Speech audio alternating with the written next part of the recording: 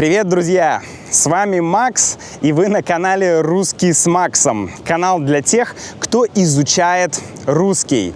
Сегодня у нас будет влог для изучения русского. Вообще, я часто делаю влоги, где рассказываю о разных вещах, о путешествиях, чтобы вы могли практиковать русский в разных ситуациях. Например, сегодня мы с семьей, вот моя жена Юля и дочь Сабрина, сегодня мы приехали на один из курортов Аргентины.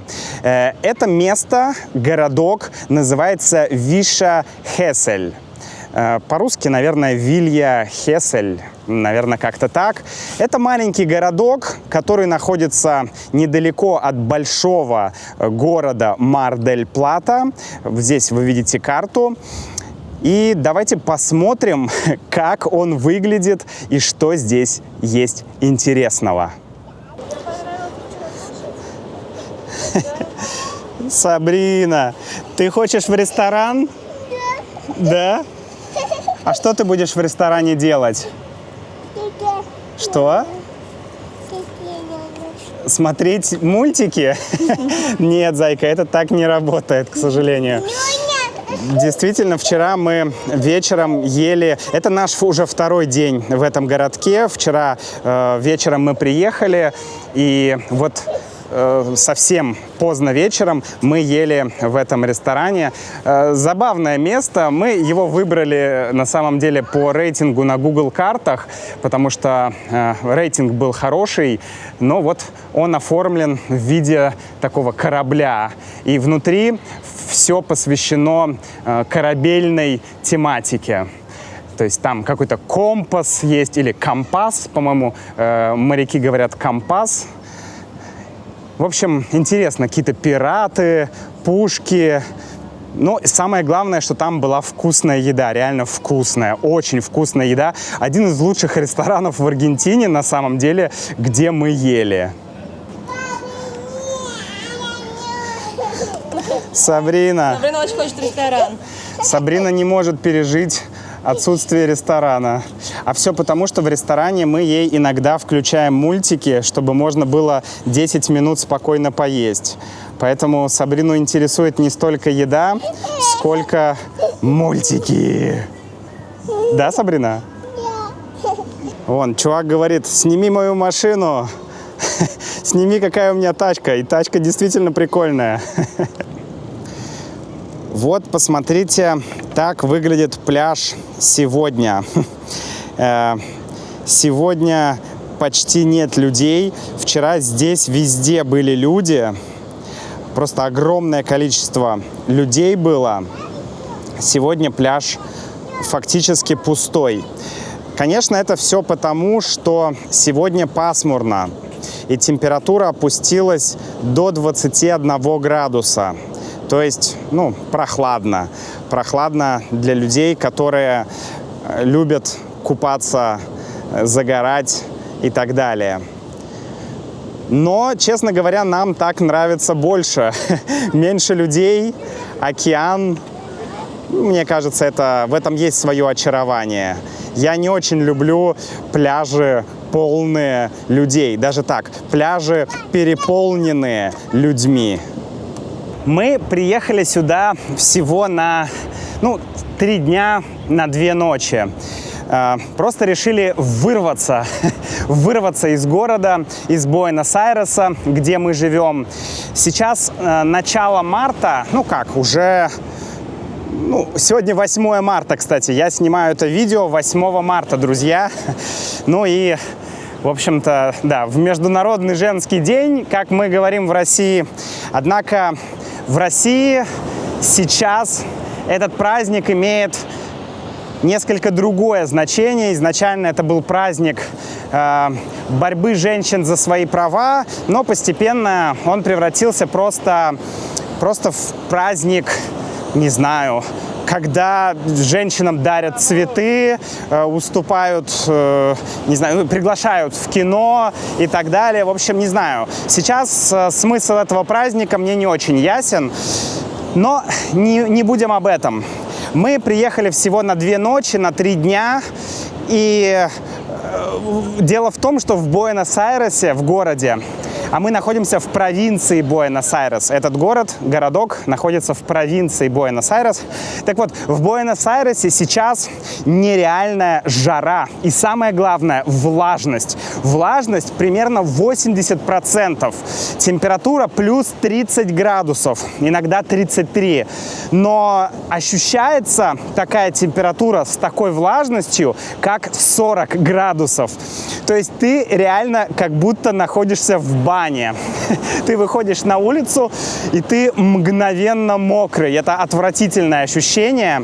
Поэтому мы решили спонтанно просто вырваться из города и поехать к океану.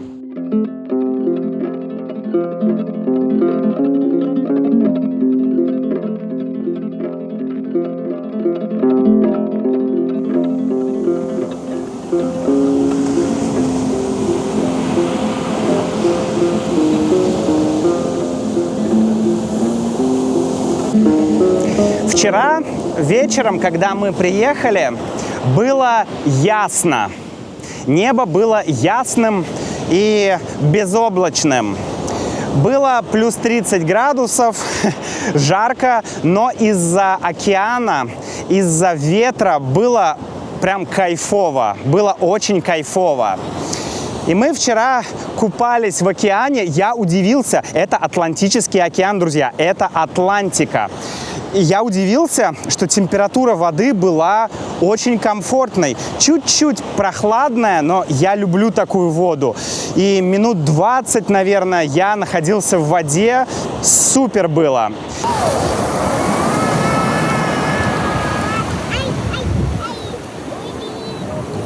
Еще мне очень понравилось, что есть волны. И ты стоишь, волна тебя захлестывает. Да, вот такое, вот так вот. Тебя волна захлестывает. И, ну, это просто прикольно. Ты плывешь, а волны тебя захлестывают. Очень интересное ощущение, очень прикольно. И Сабрине очень понравилось, и Юле очень понравилось. В общем, мы получили огромное удовольствие, купаясь в океане. Друзья, хочу вам напомнить, что вы можете присоединиться к membership-программе и получать транскрипции и словарь для моих подкастов, для моих видео. И там еще куча дополнительных материалов для практики русского. Используй контент по максимуму и учи русский с Максом. Еще мы вчера строили замок из песка с Сабриной вместе. И еще мы зарывали Сабрину в песок. Ей очень понравилось. То есть мы закапывали Сабрину или зарывали Сабрину в песок. Было довольно весело. Сабрине, конечно, очень понравилось. Ну и нам, на самом деле, тоже безумно понравилось. О, кстати, ребята, впереди я вижу какой-то... Я не знаю, что это, даже какой-то парк, какие-то деревья. Давайте попробуем туда пройти. Кстати, Юля, ты же фанат океана. Можешь рассказать, почему ты так любишь океан? Я действительно очень люблю океан, потому что меня он просто зачаровывает. Во-первых, потому что это абсолютно бескрайние просторы, когда ты сидишь на берегу, и ты не можешь увидеть, что же там за горизонтом. А во-вторых, по сравнению с морем, океан обычно обладает какой-то невероятной мощью. Те волны, которые кажутся небольшими, они на самом деле очень-очень сильные, и меня это просто захватывает. Я действительно могу долго сидеть на берегу океана. Мне не обязательно в нем купаться, но я очень люблю бывать рядом с океаном. Вот мы дошли до этого, я не знаю, давайте назовем его парком, до этого местечка, где растут сосны. Это место называется Пинар Норте. Вот. Пинос – это сосны. Поэтому здесь много сосен. Для меня, для жителя севера России, сосны – это вообще магические деревья. Я их очень люблю. Мне они кажутся, не знаю, они вечно зеленые. А в России не так много вечно зеленых деревьев и растений. И сосны, и ели, они всегда тебя радуют. В любой сезон они всегда зеленые. Они вечно зеленые. Посмотрите, какие красивые домики стоят. А вот, кстати, сосна. Вот еще одна сосна. И домики. Красивые домики, которые утопают в зелени. Потрясающе. А еще здесь растет одно растение, я не знаю, это дерево, наверное, которое называется, вот это называется лавровый лист. Само дерево, наверное, называется лавр, я точно не уверен, но на экране вы увидите информацию. Но вот эти листья, лавровый лист, да, они в России используют, да и не только в России, во всем мире используются как специя, как приправа. Я, например, очень любил варить пельмени и добавлять лавровые листья. Аромат просто невероятный. Боже мой, я готов стоять здесь очень долго, потому что ты чувствуешь запах лаврового листа или лавровых листьев. И это просто невероятно, Такой аромат, просто божественно. Мы с вами идем по лавровому лесу. Никогда бы не подумал, что я буду ходить в лавровом лесу. В России это дерево растет только на юге, то есть практически нет этого дерева.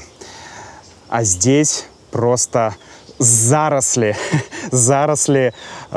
лавра. Давайте посмотрим, что в этом парке есть. Во-первых, здесь удобные дорожки, чтобы ходить. Такие деревянные дорожки. Я бы даже их назвал, не знаю, наверное, помост. Деревянный помост. Наверное, так. В общем, удобная такая дорожка. Дерево и деревья вокруг. Тут есть и эвкалипты. Вот это эвкалипты. Конечно же, сосны. Вот, вы можете видеть здесь огромное количество сосен. Ну и огромное количество деревьев, которых я просто не знаю. Но парк очень приятный для прогулки. Очень такой, не знаю, очень тихий. Класс. Классно, что можно не только побыть на пляже, где огромное количество людей, но и посмотреть вот на такие природные места. Сабрина тоже нашла свое любимое место. Это детская деревянная площадка. Здесь есть избушка, деревянная избушка. Наверное, вот в такой избушке живет местная Баба-Яга. Если здесь есть Баба-Яга. Ну, какие-то духи леса здесь живут наверняка. А здесь вот качель для детей. Ой, нет, я не. Что, Сабрина, будешь качаться? Давай, держись крепко. Держись крепко. Класс! Сабрина нашла себе друга. Они танцуют. Такой медленный танец. О. Любовь быстро закончилась.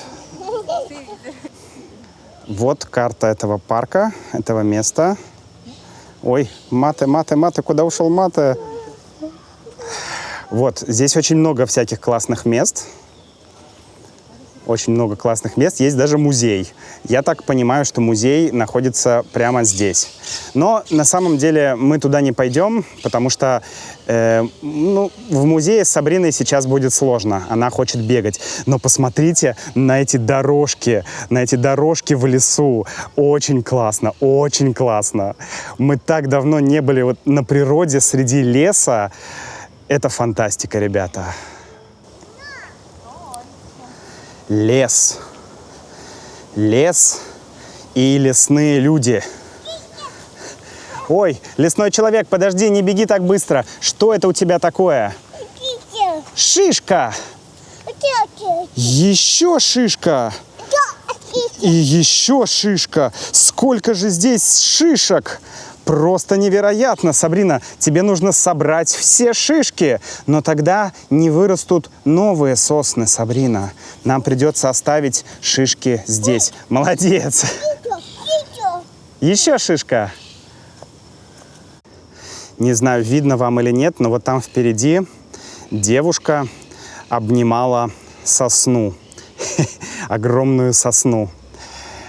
Действительно, я тоже хочу обнять все эти сосны. Вообще, Виша Хесель – это одно из нескольких в Аргентине мест, где раньше, в 60-х, может быть, 70-х, жили хиппи. Сюда они приезжали, занимались здесь своими хипарскими делами. В общем, да. Понятно, что сейчас, наверное, сейчас отголоски хиппи можно найти на ярмарке, где продают разные товары ручного производства, но я не знаю, я не уверен. В общем, раньше это было место притяжения хиппи в Аргентине. Одно из мест притяжения хиппи. Сабрина, обними сосну. Обними дерево, обними дерево. Сабрине тоже нравится обнимать деревья.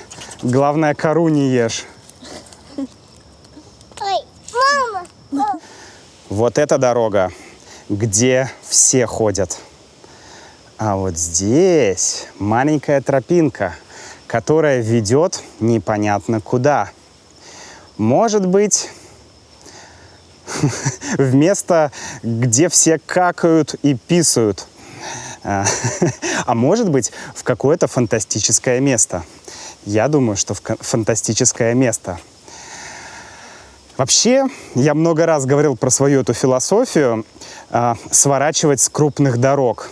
Это относится и к путешествиям, но это относится и к жизни вообще. Не иди по проторенной дороге, не иди по дороге, по которой идут все. Ищи свой путь, ищи свою тропинку.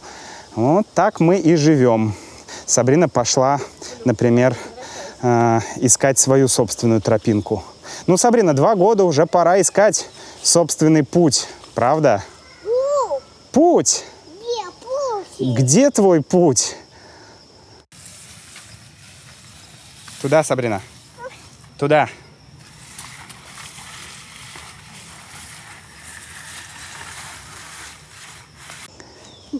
Дети на природе – это просто супер. Это максимально естественная среда для детей. Здесь много разного тактильного опыта для детей. И листья, и какая-то земля, песок, и вот кора эвкалипта, например. И все такое разное, все такое интересное. Мне кажется, вообще детям важно часто бывать на природе. Да и взрослым тоже. Вот, смотрите, Сабрина решила получать больше тактильного опыта.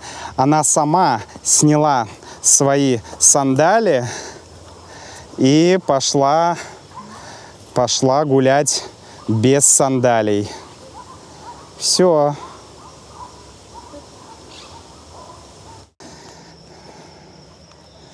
Ой, Сабрина, давай, держи равновесие. Получай свой тактильный опыт. Нет, давай лучше за ручку на всякий случай.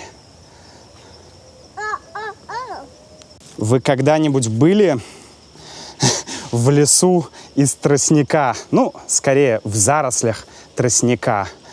Я так ходил в Китае по зарослям бамбука, но я никогда не видел такие заросли тростника. Для Сабрины это, конечно, настоящий лес. Да и для меня, собственно, это тоже лес. Посмотрите, какой огромный, высокий тростник. Вот это мы называем тростник.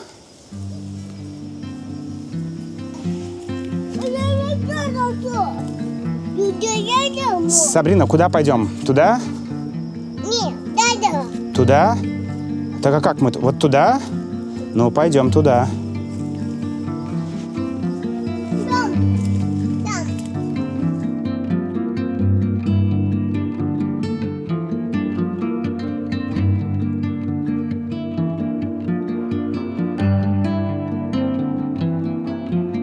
Что ж, друзья, и на этот раз моя философия сработала. Действительно, мы свернули на тропинку, ушли с главной дороги, и сейчас уже минут 20 бродим по таким маленьким тропинкам, где вообще нет людей, тихо поют птицы. Свежий воздух, какой свежий воздух. Еще после дождя, вчера, этой ночью был дождь, и воздух фантастический. В воздухе ты чувствуешь вот эту запах сосен, запах лаврового листа. Все это перемешивается. Просто обалденно, друзья. Бывайте чаще на природе. Я тоже постараюсь как можно чаще бывать на природе. В последнее время я, конечно, мало времени провожу на природе. Но ничего. Все впереди. До встречи в следующем видео.